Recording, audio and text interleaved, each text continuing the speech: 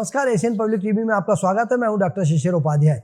Asian public TV बार news में America ने हाल ही के हफ्तों में सऊदी अरब से अत्याधुनिक मिसाइल रक्षा प्रणाली को हटा लिया है। यह ऐसे समय में हो रहा है जब देश यमन से हूती विद्रोहियों के लगातार हवाई हमलों का सामना कर रहा है। द एसोसिएट प्रेस द्वारा उपग्रह की तस्वीरों के विश्लेषण से यह जानकारी हासिल हुई है। रियाद के से बाहर प्रिंस सुल्तान एयरबेस से सुरक्षा प्रणाली को हटाने का यह घटनाक्रम ऐसे समय में हुआ है जब अमेरिका के खाड़ी अरब सहयोगियों ने अफगानिस्तान से अमेरिकी सैनिकों की अफरा तफरी वाले माहौल में वापसी देखी है। ईरान का मुकाबला करने के लिए अरब प्रायद्वीप में हजारों अमेरिकी सैनिक बने हुए हैं। खाड़ी के देशों को अमेरिका की भविष्य की योजनाओं को लेकर चिंता सता रही है, क्योंकि उसकी सेना को एशिया में बढ़ते सैन्य खतरे की आशंका है और इसके लिए उसे मिसाइल रक्षा प्रणाली की जरूरत है। एपी के सवाल के जवाब में पेंटागन ने प्रवक्ता जॉन किर्बी ने निश्चित हवाई रक्षा प्रणाली को हटाने की बात स्वीकार की है। उन्होंने कहा है कि अमेरिका ने पश्चिमी एशिया के अपने सहयोगियों के साथ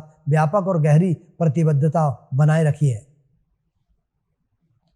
इस समय पूरी दुनिया की नज़र इजराइल हमास युद्ध पर है। ऑल आइज ऑफ ऑन रफा के बीच रफा का इजराइल ने हमला तेज कर दिया है। खबर है कि रफा में एक क्लिनिक में बनाए गए हमास के बूबी ट्रैप के विस्फोट की चपेट में आकर 3 इजरायली सैनिकों की मौत हो गई है। हमास टनल के साफ्ट में एक ब्लास्ट हुआ। हमास के स्कूल से एक एंटी टैंक मिसाइल फायर किया गया। युद्ध प्रभावित क्षेत्र के 24 घंटों में कम से कम 53 फिलिस्तीनी मारे गए हैं। 357 घायल हुए हैं। इसमें दक्षिणी रफा भी शामिल है, जहां इजरायली सेना लगातार बमबारी और आक्रमण कर रही है। वहीं हमास को पता है कि इजरायली फोर्स उनकी तलाश में है। ऐसे में टनल के साफ्ट में बूबी ट्रैप यानी कि विस्फोटक को इस तरह से छिपाया जाता है जो कि सामने से देखने में विस्फोटक होने के संकेत नहीं देता। इसी एक बूबी ट्रैप में विस्फोट की चपेट में आकर 3 इजरायली सैनिकों की मौत हो गई है।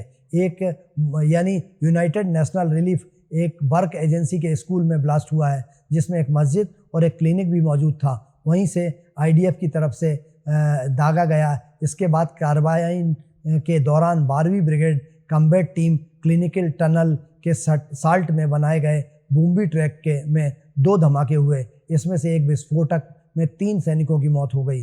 क्लासरूम के अंदर आईडीएफ को अंडरग्राउंड टनल का एक पूरा नेटवर्क मिला है।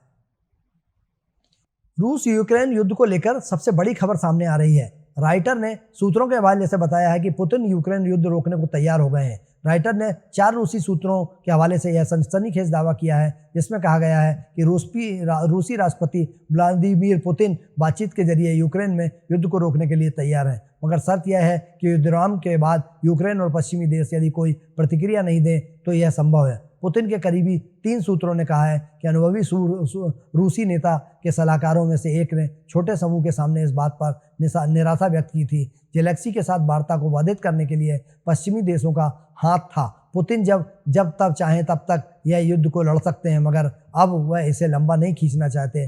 पुतिन के प्रवक्ता त्रिमिदी पेस्कोव ने टिप्पणी के अनुरोध के जवाब में कहा है कि क्रेमलिन प्रमुख ने बार बार स्पष्ट किया है कि रूस अपने लक्ष्यों को प्राप्त करने के लिए बातचीत के लिए तैयार है। उन्होंने कहा है कि देश अनंत युद्ध नहीं चाहता। वहीं इस मामले पर यूक्रेन के विदेश और रक्षा मंत्रालय ने सवालों का जवाब नहीं दिया है। अभी पिछले हफ्ते रूस के रक्षा मंत्री के रूप में अर्थशास्त्री आंद्रेई बेलोसोव की नियुक्ति को पश्चिमी सैन्य और कुछ राजनीतिक विश्लेषकों ने एक लंबे संघर्ष को जीतने के लिए रूसी अर्थव्यवस्था को स्थायी करने के रूप में देखा जा रहा था। कहा जा रहा है कि रूस बीते हफ्तों में रणनीतिक रूप से यूक्रेनी क्षेत्रों पर हावी है और बढ़त बनाए हुए है, मगर रूस युद्ध को बहुत लंबा नहीं खींचना चाहता। वहीं 6 साल के नए कार्यकाल के लिए मार्च में फिर से चुने गए पुतिन रूस को गति देने के लिए युद्ध को जीतना चाहेंगे। इसके लिए यूक्रेन पर बढ़त जारी रखेंगे। एशियन पब्लिक टीवी पर खबरों का सिलसिला जारी रहेगा। आप बने रहिए एशियन पब्लिक टीवी पर। मुझे दीजिए इजाज़त। नमस्कार।